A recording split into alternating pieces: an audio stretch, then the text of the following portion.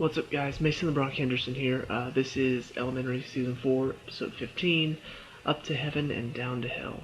It's going to be a late night review. Even though I hear people moving around downstairs, but I don't want to be the reason anybody wakes up. Anyway, this was another good episode of Elementary. You know, good case, good story going on in the background. So let's talk about the case first. Another one where it really does have you guessing. You're kind of wondering, where's this all going? You know, a woman who, has problems with dementia, falls 10 stories actually on top of another guy, which is, I honestly don't know why they added that detail in. I guess they just, honestly, that the one nitpick I do have about this episode is that part just seemed kind of thrown in there. She falls on top of another man and kills him. It's just like, why? Why couldn't she just fall into her death? Why did you have to make it where she fell on top of the guy? Anyway, but yeah, it seemed like it was just in there just to, ooh, it's interesting. She fell on another guy and killed him too. It's not really interesting though. But you find out about this woman. She has dementia. And so everybody's thinking, well, she must have jumped off. But then Sherlock's like, wait, she has arthritis. She couldn't have moved the ottoman outside to jump off. Somebody killed her. And so now they're searching for who killed her. They find out the arthritis medicine actually was replaced with medicine that made her seem like she had dementia. And it was one of those typical stories where she has a will, she has a lot of money. She decides to cut her kids out of it, so her kids are immediately the suspect. But they actually don't go that way. They question the eldest son, I think, and we find out that he's the one that changed the medicine because she cut them out of the will. He wanted to make her seem crazy so that whenever they had the hearing about her changing the will, they would get the money back. But he had nothing to do with it. They figured that out instantly and move on. So I'm glad they didn't go that route because I've seen it way too many times. So then Sherlock starts looking for other options. The money is now going to her dog, and her lawyer is named in the trust or whatever. But he's just like, whatever. I don't want this. I'm actually getting a better job. So it's not him. And then they find out about this building that needed the space above her building because there's like some sort of building law that you can sell the space above your building if you're the top or whatever. You can sell that space to the building next to you. So they have already their own limited space. You sell it, now they have your space too. And this building, I don't remember the guy that was running the company and designing it, but they apparently helped him in another episode. It may have just been kind of a vague thing, but he's planning on building a skyscraper next to her building, and so he needed her space plus the space of everything beyond. And so having her get killed means her building gets tied up in all these legal battles. Now she can't sell it. Now his building is pretty much demolished.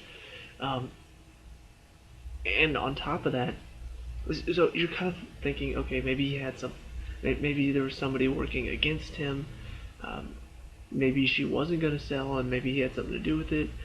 And then they find out about this little business that was trying to stop him, so you're thinking maybe they had something to do. And then the leader of that little business, they find out, was murdered 5 days before. So now you're like, well, who would kill this guy who's trying to stop the building and then kill a woman that ultimately stops the building anyway? And so that's really what I enjoy about the show, is that there's always a moment in the show. Not always, but there's always most of the time in these episodes, there's a moment where you think you're on the right track, and then a piece of information gets dropped, and it just completely turns the case on its head, and you're just like, wait a minute. I thought I had this. Now I have no idea what's going on. That was a very good moment in this episode. The fact that it was like, okay, so somebody was trying to stop the building, so it must have been these people. Wait, somebody killed this guy? Guys, I'm confused. It was really, it was one of those moments where I'm just like, wow, this case just got really interesting. And ultimately, you find out that the guy who designed the building, which is a really ugly building, by the way. I don't know, like even Sherlock commented on it. Did straight lines haunt you as a child? I'm just like, but the guy who designed it found out that it was structurally unsound, which I have seen a similar story like this. Like somebody designs a building that's structurally unsound, um, and so they try to get the building scrapped or something. But that was his plan. Like he wanted to get the building shortened by 23 stories to make it to where it's not structurally unsound anymore. And so the guy that was the head of this building apparently acquired the files that it was going to like publish them. So he went and killed him to get the files back. And then to make sure the building got shorter, he killed this woman to stop the building from being built. Um, and so through like a bunch of like legal things, they managed to get the building built, but shorter, which is what he wanted all along. Um, and Sherlock finds this out because he has a friend in the building department or something like that. I don't remember how he got the information, but pretty much it was all acquired illegally. And so at the end, there's kind of an interesting scene that was also kind of funny where they talked to the guy that they had helped before, and said, you know, look, your right hand, not right hand man, but the designer of the building is the one behind it, but we can't get a search warrant to get his DNA because none of this is legal, what we acquired. So we can go about this one of two ways. Either we find a different way, which we will eventually, but by then your name will already have been dragged through this investigation and the media will just have a riot with it. Or two, you could give us all of this information and make it legal, that way we can acquire a search warrant, and that way you look like a hero. And then Sherlock remarks, you know, I heard you're running for office. So it's kind of a nice little ending where, you know, they turn to this guy that was in charge of the whole thing for help and give him a chance to be, you know, it's a mutually beneficial thing. They get their killer, he gets to look good in front of the press. So it was a good ending to it.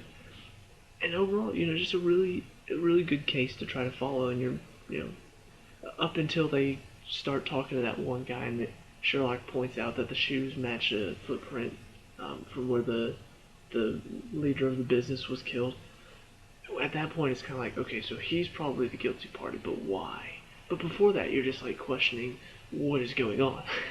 I have no idea who would kill both of these people. Technically three, but like I said, that guy didn't. I don't know why he was in there. Anyway, so the case itself was good. It was interesting, nice little twist.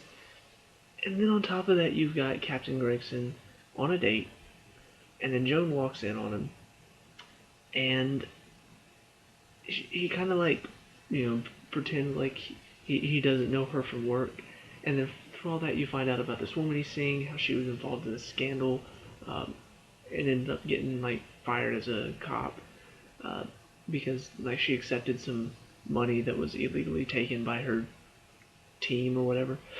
And so she, like, Gregson's like, she told me it was for my own protection. Like, she doesn't want anybody in the precinct to know that we are seeing each other because it could be detrimental to my, you know, to my career.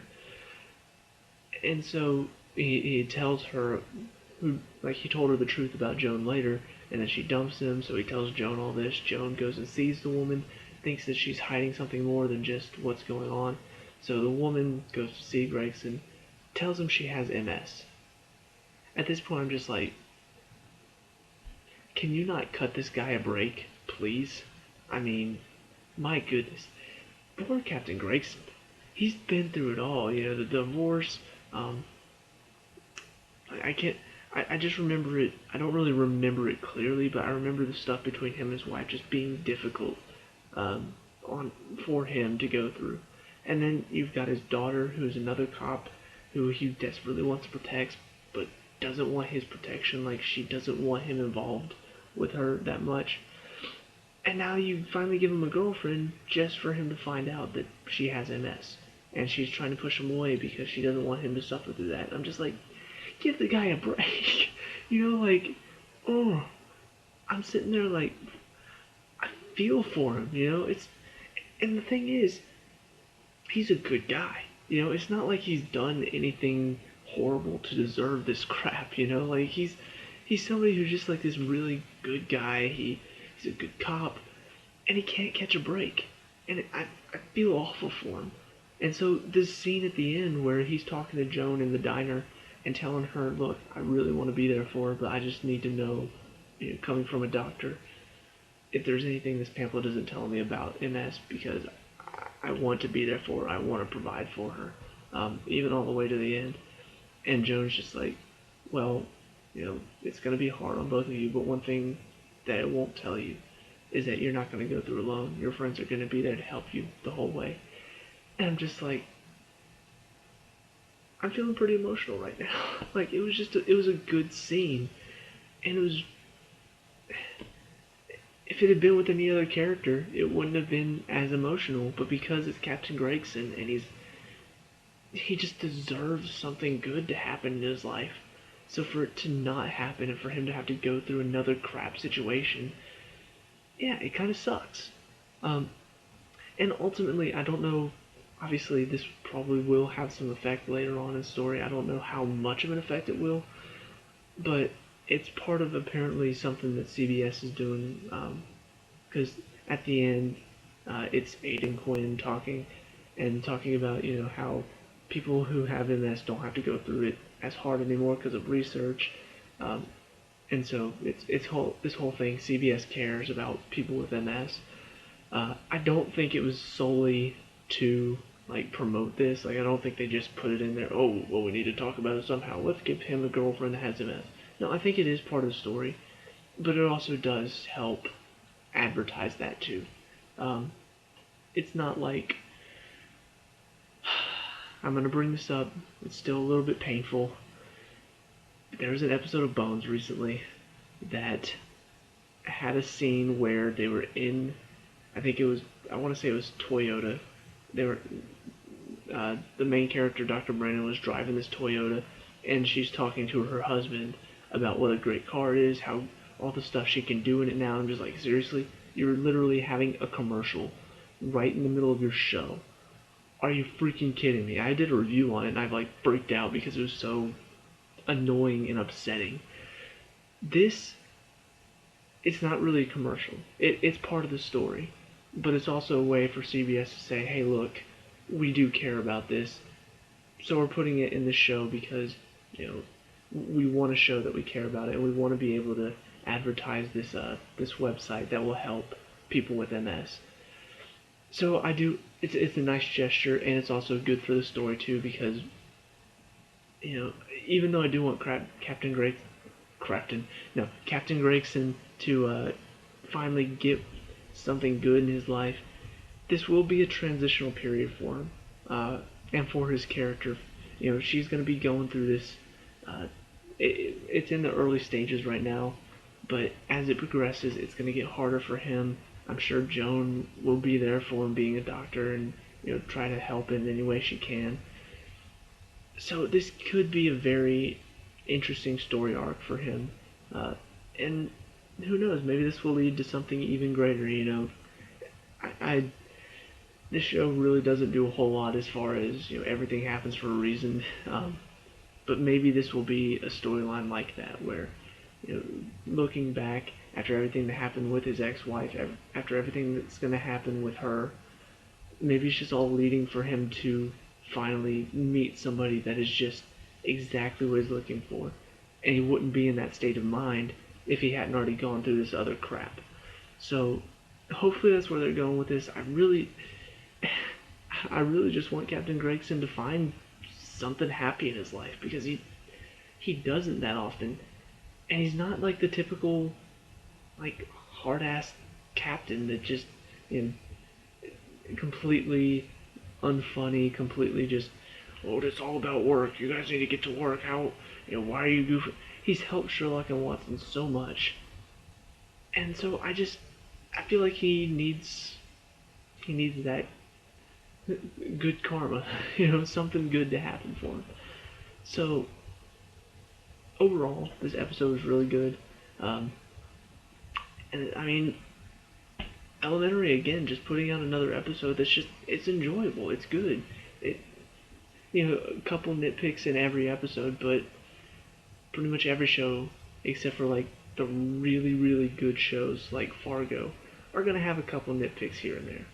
Um, so I don't mind the nitpicks as much in a show like this, whereas in a show like Bones now, unfortunately, um, it's really dropped off, and so the couple of nitpicks are added on to the rest of the show, which is just not good. And so those nitpicks suddenly become big deals because it's just adding more and more. Whereas in a show like this, where the show is good, those nitpicks just seem like, I can overlook that because the rest of it is just, it's good. So, overall, good episode. I know this is a relatively short review for me, but, overall, don't have a whole lot to talk about. Um, ooh, ooh, ooh, okay. Preview for next week. Because when I saw it, I was like, I gotta talk about this.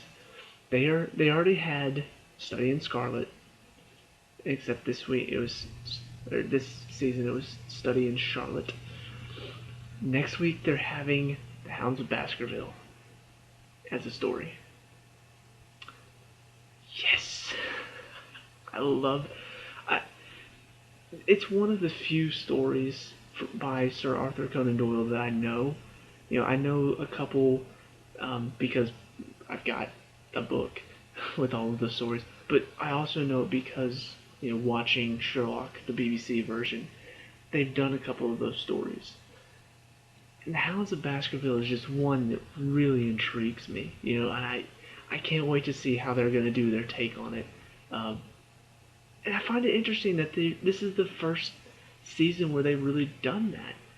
Like, thinking back, I can't really think of, obviously they had Moriarty, they had Irene Adler, so that ties into, Sherlock mythos. But they haven't, as far as I can remember, they haven't had, like, a case. And now this season they've had a study in Charlotte, and now they're having a story based on the Hounds of Baskerville. I wonder if they're going to start doing a bit more of that, like, in between the main plot. Like, if they're going to have a couple of cases that are now based on Sir Arthur Conan Doyle stories, I would love to see that, like a modern retelling of it. That would be awesome. Because I love this study in Charlotte was fun. It was like, I get it, it's the, what is it, Raka? Yeah. Is it Rachel or is it German for revenge? Oh, it's ACH initials that she put Raka in for. Okay. Different versions of it have clever little twists on a classic telling.